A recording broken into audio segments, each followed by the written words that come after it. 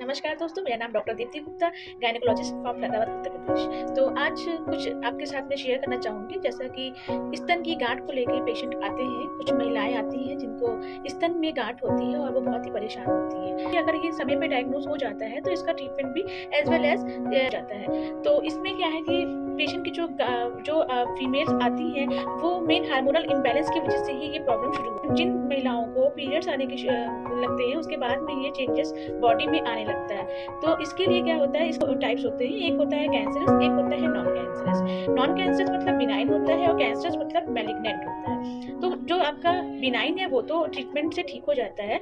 तो उसमें क्या होता है कि बहुत ही बेस्ट रिजल्ट होते हैं होम्योपैथिक में।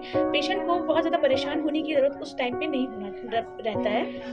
होम्योपैथिक में कुछ मेडिसिन है जो इसके ट्रीटमेंट के लिए बहुत ही अच्छा रिस्पॉन्स उसका मिलता है।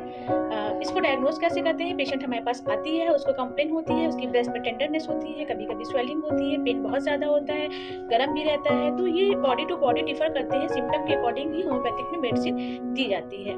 तो इसका क्या होता है, साइज जो होती है वो 2 to 3 सेंटीमीटर से 8 to 10 सेंटीमीटर तक हो भी सकता है। तो इसके लिए क्या होता है, कभी कभी क्या होता है, पेशेंट जो आती है वो कंप्लेन करती है जो हमारे स्तन में गांठ है वो मूवेबल है, कभी कभी वो फिक्स होती है।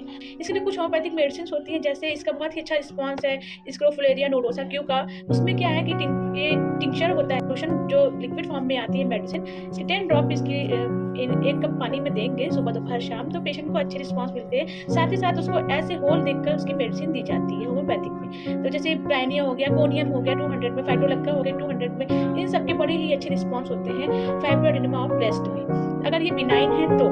ठीक है, कुछ एलोपैथिक मेडिसिन भी होती हैं जिससे ये कुछ दिन के लिए क्योर कर सकते हैं, लेकिन मे भी ये फिर से ये बॉडी में आ सकता है। तो जो होम्योपैथिक रिस्पॉन्स होता है वो बहुत ही अच्छा रहता है और वो बिल्कुल ही क्योर कर देता है। अगर ये कैंसरस होती है तो फिर इसको डॉक्टर को डायग्नोज करके फिर उसको सजेस्ट करते हैं कीमो और कैंसर लेना पड़ता है। तो आज के लिए बस इतना। धन्यवाद।